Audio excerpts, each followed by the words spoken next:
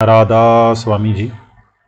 आज के सत्संग की वाणी गुरु अमरदास जी की है। वेद पढ़ह पढ़ बाद बखाने, गट मैं ब्रह्म तिस शब्द ना पहचाने। अगर आदमी चारों वेद भी पढ़ ले, लेकिन अगर रूह नाम के साथ नहीं जुड़ती तो कुछ भी नहीं बनता। अगर पढ़ने से मुक्ति मिलती तो रावण को मिलनी चाहिए थी, जो चारों वेदों का पढ़ा हुआ ही नहीं बल्कि भाष्यकर्ता यानी टीकाकार पंडित भी था। वही ब्राह्मण जिसका हम हर साल पुतला बनाकर जलाते हैं, सो पढ़ने से कुछ नहीं बनता। यही तुलसी साहब कहते हैं, 4 18 9 पढ़े, 6 पढ़ी खोया मूल, सुरत शब्द चीने बिना ज्यों पंछी चंडूल। अगर कोई 4 वेद भी पढ़ ले, 18 पुराण, 6 शास्त्र और 9 व्याकरण भी पढ़ ले, लेकिन अगर आत्मा नाम के साथ नहीं जुड़ी तो वह कैसा पंडित है। जैसे चंडूल। चंडूल एक चिड़िया होती है, वह जिस पक्षी की बोली सुनती है उसी की नकल कर लेती है। अगर कौवा बोले तो कोई की नकल कर लेती है, अगर कबूतर बोले तो कबूतर की नकल कर लेती है। इसी तरह अगर नाम नहीं मिला, वेद पढ़कर लोगों के साथ वाद विवाद करता रहा कि वेद बड़े हैं, तो वह पंडित उस चंडूल पक्षी की तरह है। जिक्र है कि एक गांव में कुछ माल मवेशी आ रहे थे। एक राहगीर ने किसी से पूछा कि ये किसका माल है। वह कहता है, मेरे गांव का माल है। उसने कहा, तेरा क्या है? कहता है, एक मेरे ताऊ का बछड़ा है, बाकी के माल का मुझे पता नहीं और मेरा तो कुछ नहीं। इसी तरह ये पुरुष, अगर तूने अंदर पर्दा नहीं खोला तो तेरा क्या है। गुरमुख होवे सो तत्व बिलोवे, रसना हर रस ताहा है। आप कहते हैं कि अगर ये नाम जपकर गुरमुख बन जाए तो इसे अंदर की लज्जत आ जाए, ये जीते जी मुक्ति हासिल कर ले। ये गुरमुख कब बनता है? जब ये 9 दरवाजे बंद करके तुरिया पद यानी सहंस दल कंबल में पहुंचे, फिर सहंस दल कंबल से ब्रह्मा में और ब्रह्मा से पार ब्रह्मा में पहुंचे। वहां अमरसर है, उसमें नहाकर ये कहता है, मैं आत्मा हूं। तब इसे अपनी पहचान होती है। जब तक इसे अपनी पहचान नहीं, इसे परमात्मा की पहचान कैसे आ सकती है। इसलिए कहते हैं कि जब ये गुरमुख बनकर ऊपर चढ़ जाए तो इसका आना जाना सफल हो जाए। गर्भत छोड़ै बाहर दावै, मनमुख अंधे साध ना पावै। बहुत से लोग गृहस्थी छोड़कर साधु हो जाते हैं। कोई दुनिया की चाल डाल देखकर दुनिया से अलग हो गया, किसी का मन विद्या पढ़कर उपराम हो गया, कोई महात्मा तो मिला नहीं, बना कुछ भी नहीं। एक औरत को छोड़ा, हजारों औरतों का पकाया हुआ खाया। एक घर छोड़ा, हजारों घरों में फिरा। मैं साधुओं की निंदा नहीं करता। जो साधु भजन करता है और किसी के घर का खाता है, वह अपना भी कुछ बना लेता है और उन खिलाने वालों का भी कुछ बन जाता है। मगर इसमें घाटा तो ये है कि लोग ख्वाहिश रखा देते हैं। मैंने जहाँ तक देखा है कि औरतें अपने बेटे बेटियों के सिर पर बार कर देती हैं। वे कहती हैं कि हमारी बला साधु ले जाएं। के दानी कहते हैं कि इसका फल आगे जाकर लेंगे, सो लेना देना वैसे का वैसा रहा। तुलसी साहिब जी कहते हैं कि जो किसी का खाकर भजन नहीं करता, वह जहाँ तो ऊंट बनेगा, या कुत्ता या सुअर। इसलिए गृहस्थ में रहकर भजन करो। चाहे गृहस्थ में रुकावटें हैं, भजन सिमरन थोड़ा होता है, मगर घर में अपनों के पास ही रहता है, बाहर तो नहीं जाता। मुझे त्याग का बड़ा चाव था, घर छोड़ने का बहुत विचार था। बाद में समझ आई कि मैं बड़ी गलती करने लगा था। आप कहते हैं कि घर बार छोड़ा, बबूत लगाई, पर क्या बना? कुछ नहीं। अगर मन कोई ख्वाहिश करे तो वह गृहस्थ में पूरी हो जाती है, मगर जो साधु हो चुका है, बाजार गया, मिठाई की दुकान लगाई हुई है, मन कहता है मिठाई खानी है, तो किससे कहेगा? आप साधु को कौन खिलाए? वह कोई बहाना करेगा कि मुझे जूती चाहिए, कोई कपड़ा चाहिए या कोई किताब चाहिए। फिर जब कोई चीज़ मिल गई तो उसे बेचकर मिठाई खाएगा। इसलिए गुरु अमरदास जी कहते हैं कि गृहस्थ में रहना चाहिए और हक की कमाई करनी चाहिए। गृहस्थ साधु की सेवा करते हैं। जिस वक्त मेरे पास सेवा देने वाली स्त्रियां और पुरुष आते हैं तो उनसे ऐसी प्रेमी भी होते हैं जो बड़ी मुश्किल से रुपया कमा कर लाते हैं। उनकी कठिन कमाई को देखकर मेरी रूह कांप उठती है। अगर साधु उस रुपये को खाकर बर्बाद करे और भजन ना करे तो किधर जाएंगे। अन्न रस राती रसना, फीकी बोले हर रस, मूल न ताहा है। कहते हैं वह नाम जहाँ इसमें आजम इसके अंदर है, मगर जे ढूंढता बाहर है। ये बाहर जितनी बातें करता है फीकी हैं। अगर सारा दिन मिठाई मिठाई करे तो ना पेट भरता है ना स्वाद आता है। अगर बनाकर खा लें तो पेट भी भर जाएगा और स्वाद भी आ जाएगा। जो आबे हयात है, हरी रस है, वह आपके अंदर है, बाहर नहीं। मनमुख देही बर्म बतारो, दुर्मत मरे नित होए खुआरो। कहते हैं जिन्हें मनुष्य जन्म पाकर गुरु नहीं मिला, नाम नहीं मिला, उनका दीन ईमान क्या है। मन के कहे खाया पिया, मन के कहे झूठ फरेब अन्य बुरे काम किए। ऐसे मनमुख मन के कहे लगकर खोटी खोटी जोनियों में जाते हैं, खोटे खोटे जन्म पाते हैं। उनको और कोई काम नहीं, पैदा हुए और मर गए, मर गए और पैदा हुए।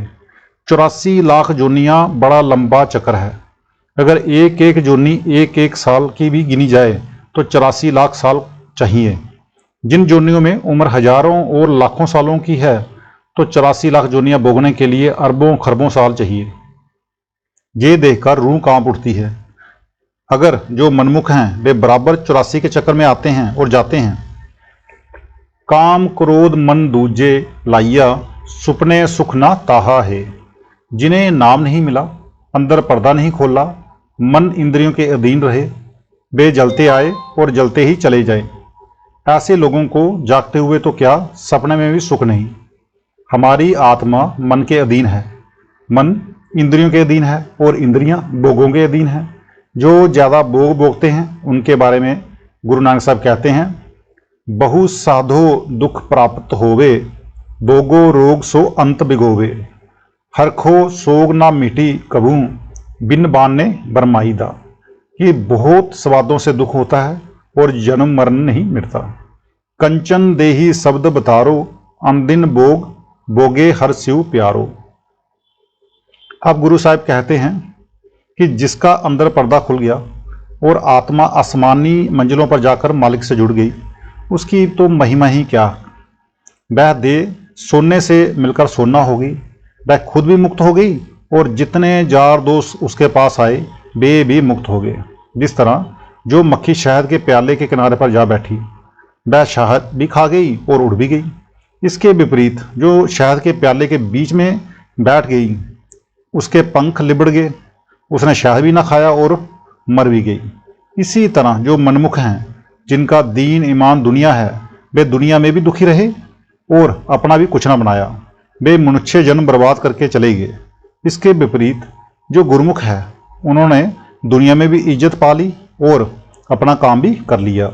उनका जन्म मरण खत्म हो गया, वे मालिक के घर पहुंच गए। महला अंदर गैर महल पाए, बाना बुझ समाहा है। कहते हैं कि इसके अंदर करोड़ों महल हैं, बेशुमार दरिया व पहाड़ हैं, बेशुमार चांद और सूरज हैं, खुद खुदा है, आलमे सगीर, आलमे कबीर यानी कि पिंड और ब्राह्मण का नमूना है। मौलाना रूप साहिब के पास कुछ असली से बेखबर मौलवी आए और वाद विवाद करने लगे। आपने कहा, चूं शबी महरम कुशाइम बाल तू लब, ताब बीनी आफ ताबे नीम शब।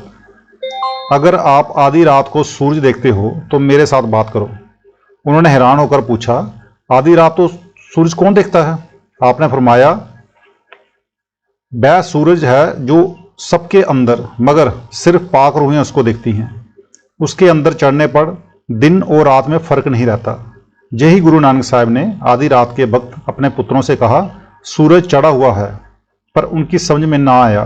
फिर गुरु साहब ने अंगद साहब से कहा, वे अंदर जाते थे, उन्होंने फौरन कहा, जी हाँ चढ़ा हुआ है। गुरु साहब ने उन्हें चादरें दी कि जा धोकर ले आ, और वे धोकर ले आए।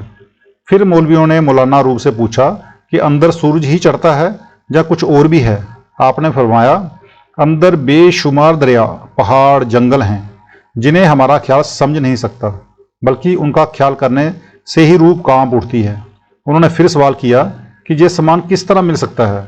आप कहते हैं, अंदर हर एक आसमान पर सीढ़ी लगी हुई है, सीढ़ी दर सीढ़ी चढ़ते जाओ। जितने फकीर अंदर गए सभी एक ही तरीका बयान करते हैं, इसको चाहिए कि रब की रजा में रहे तब रब मिलेगा, लेकिन जब तक रब की दया ना हो ये उसकी रजा में राजी नहीं रह सकता। आपे देवे देवन हारा, तिस आगे नहीं किसे का चारा। कहते हैं, जिसकी रजा है, जिसका बाना है, हम उसे क्या कह सकते हैं, कुछ नहीं। यही शेख सादी कहते हैं, जब उसकी रजा, उसकी कजा का तीर टल नहीं सकता तो फिर सिवाय मालिक की रजा की डाल के कोई चारा नहीं। आपे बक्से शब्द मिलाए, तिसदा शब्द अथाहा है। फिर उसी मजमून को दोहराते हुए कहते हैं कि जब वह मालिक किसी इंसान को, किसी कौम को, किसी मजहब को बख्शना चाहता है तो वह अपने किसी प्यारे को उस कौम में भेजकर उन्हें हिदायत देता है। जितने कामिल फ़कीर हुए हैं उन सबकी हिदायत एक ही है। इसके विपरीत आजकल जितने फ़कीर हैं सबके मजहब, सबकी कौमें अलग अलग हैं। हालांकि मौत के वक्त सब एक हो जाते हैं। खैर, जो कामिल फ़कीर हैं उनकी ये तालीम है कि किसी कामिल मुर्शिद से राह लेकर अपनी आत्मा को अंदर उस कलमे के साथ जोड़ दो।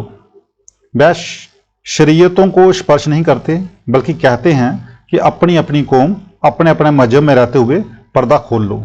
ये कुल मालिक है, बहदू लाशरीक है, अथाह है। उसकी तालीम कुल आलम के लिए एक ही है। जब वह बख्शता है तो हम इंसानों के लिए कुछ न कुछ इंतजाम कर देता है।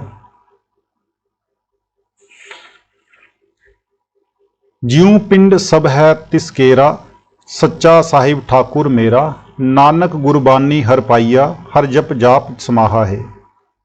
अब सब कुछ प्रार्थना कहकर करते हैं कि हे मालिक, मेरा जीव, पिंड, प्राण सब तेरा है। तू हमारा शहंशाह है, ठाकुर है। हमारा तन मन धन सब तेरा है। हम तुझ में समा गए हैं। हमारा तू ही तू है। फिर तू मिलता कैसे है? गुरु और गुरबानी के जरिए, और कोई जरिया है नहीं। जो सच्ची दौलत है सारी दुनिया के लिए एक ही होती है। यही हजरत मोहम्मद साहिब हजरत अली को समझाते हैं कि तू मुर्शिद की शरण ले। भाई, गुरु के सिवाय तेरा कोई नहीं। अब इस्लाम के बहुत से फ़िरके ऐसे हैं जो कहते हैं कि मुर्शिद की ज़रूरत नहीं, लेकिन ये सच है कि बगैर मुर्शिद खुदा नहीं मिलता। क्या कहते हैं? अली फ़कीर था, बड़ा बहादुर था, बंदगी भला था। एक बार उसकी टांग में तीर लगा। जब निकालने लगा तो दर्द हुआ जिससे वह सह ना सका। लोगों ने पूछा कि इसे कैसे निकालें। कहने लगा कि जब मैं मालिक की नमाज में खड़ा हूँ उस वक्त निकालना। जब वह नमाज में खड़ा हुआ, रूह मालिक से जुड़ी और लोगों ने तीर निकाल लिया। पैगंबर साहब कहते हैं, तू शेर है, पहलवान है, लेकिन सच्ची पहलवानी कौन सी है? किसी मुर्शिद की पनाह। जो उस रब के पवित्र बंदे हैं तू उनकी पनाह ले, उनके साए में रह। जब तू उनके पास जाएगा तो काम, क्रोध, लोभ, मोह, अहंकार जो तेरे दुश्मन हैं सारे तेरे अधीन हो जाएंगे, तेरा कहना मानेंगे। कहते हैं कि जब तूने गुरु धारण कर लिया, उसका पल्ला पकड़ लिया, तो फिर कोई एतराज़ ना कर, चाहे वह जायज़ कहे चाहे नाजायज़। उसके हुक्म को पूरा कर और कोई एतराज़ ना कर, जिस तरह की हजरत मूसा ने हजरत खिंज के सामने किया था। जिक्र है कि एक बार हजरत मूसा को अहंकार हो गया कि मेरे जैसा कोई पैगंबर नहीं। उन्होंने परमेश्वर से कहा कि अगर कोई मुझसे बड़ा है तो मुझे बता। हुक्म हुआ कि नहीं, मेरे बंदे बहुत बड़े बड़े हैं, तू उनके बराबर नहीं। मूसा ने कहा कि फिर भी बताओ तो सही। खुदा ने कहा कि फलाने दरिया पर जा, वहाँ तुझे एक फ़कीर मिलेगा, वह जो कहेगा उसे मानना। जब मूसा उसके पास गया तो उसने कहा, मूसा तू मेरे तालीम के काबिल नहीं। मूसा ने कहा, हजरत जो आप कहोगे मैं इनकार नहीं करूँगा। हजरत खिंज ने कहा, बहुत अच्छा, जो मैं करूँ उस पर एतराज़ ना करना। ये कहकर दरिया के किनारे किनारे चल पड़े। आगे आगे खिंज, पीछे पीछे मूसा। एक जगह घाट पर कुछ किश्तियाँ खड़ी थीं। खिंज ने पूछा कि ये किसकी किश्ती है? लोगों ने कहा कि ये फलाने अमीर की है। फिर पूछा कि ये किसकी है? लोगों ने कहा कि ये फलाने रईस की है। फिर पूछा कि ये किसकी है? जवाब मिला कि ये फलाने यतीम गरीब बच्चों की है। हजरत खिज ने लात मारकर उस किश्ती के 2 तख्ते तोड़ दिए। मूसा ने कहा, आप किसी अमीर की किश्ती तोड़ते, ये गरीब बच्चे थे, आपने बहुत बुरा किया। खिज ने कहा, तुझे जो कहा था कि ना बोलना। मूसा ने कहा, अच्छा भूल गया, माफ़ कर दो। आगे गए, एक गांव से बाहर कहीं एक दीवार गिरी हुई थी। खिंज ने कहा, इस द्वार को बनाना है, मैं पानी ले आता हूँ, तू गारा बना। जहाँ तू पानी ले आ, मैं गारा बनाता हूँ। खैर, गारा तैयार हो गया। सारा दिन दीवार बनाते रहे। इधर शाम हुई और उधर दीवार तैयार हो गई। अब सुना घर, किसी ने पानी के लिए भी ना पूछा। भूखे प्यासे थक कर सो गए। मूसा से रहा ना गया। कहने लगा, आपका ये काम भी उल्टा है। अगर किसी गृहस्थ का घर बनाते तो वह हमसे पानी के लिए पूछता, रोटी के लिए पूछता, पर सुने घर में ना किसी ने रोटी को पूछा ना पानी को। भूखे प्यासे सो रहे हैं।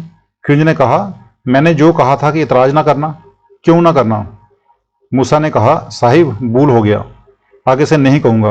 आगे गए, वहाँ एक गांव में एक जगह कुछ लड़के खेल रहे थे। खिंज ने पूछा कि ये किसका लड़का है। लोगों ने कहा कि ये फलाने साहूकार का है। फिर पूछा कि ये किसका है। लोगों ने जवाब दिया कि ये फलाने गरीब का है। फिर पूछा कि ये किसका है। लोगों ने कहा कि ये फलाने सेठ का है। फिर पूछा कि ये लड़का किसका है। लोगों ने कहा कि ये एक फकीर का इकलौता लड़का है। खिंज ने उस लड़के को कत्ल कर दिया। मूसा ने कहा, आपके सब काम ही उल्टे हैं। जिसके 3-4 बच्चे हों, आप उसका बच्चा मार देते हैं। इसका एक ही था, आपने उसे भी ही मार डाला। खिंज ने कहा, तू मेरी तालीम के काबिल नहीं। मूसा ने कहा, हजरत मैं जाता तो हूँ, मगर मुझे ये तो बताओ कि आपने ये क्यों किया।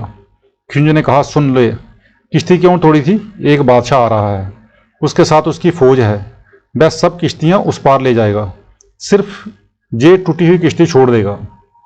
उस किश्ती का मालिक किश्ती की मरम्मत करके उसे फिर बना लेगा और उसे पहले से ज़्यादा नफ़ा हो जाएगा। अगर एक ही किश्ती हो तो कितना फ़ायदा हो सकता है। जो दीवार बनाई है उसके बीच में खजाना है, जिसके मालिक यतीम बच्चे हैं। जब वो ये जवान होंगे उन्हें मिलेगा। मुझे रब ने हुक्म दिया था कि इस दीवार को बना दे, कहीं ऐसा ना हो कि उनके जवान बच्चे होने तक ये बिल्कुल गिर जाए, खजाना जाहिर हो जाए और लोग निकाल कर ले जाएं। सो ये मैंने उसके हुक्म से बनाई है। और जो लड़का मारा है ये भी रब्बी हुक्म से मारा है। उसका पिता बड़ा इबादत वाला है। ये लड़का बड़ा होकर चोर व ठग बनता और बाप को दुखी करता। मैंने उसे मार दिया। अब उस लड़के का बाप आराम से भजन करेगा और मालिक जल्दी ही उसे और नेक लड़का देगा। ये सुनकर हजरत चुप हो गए। तो आज का सत्संग इतना ही। राधा स्वामी जी।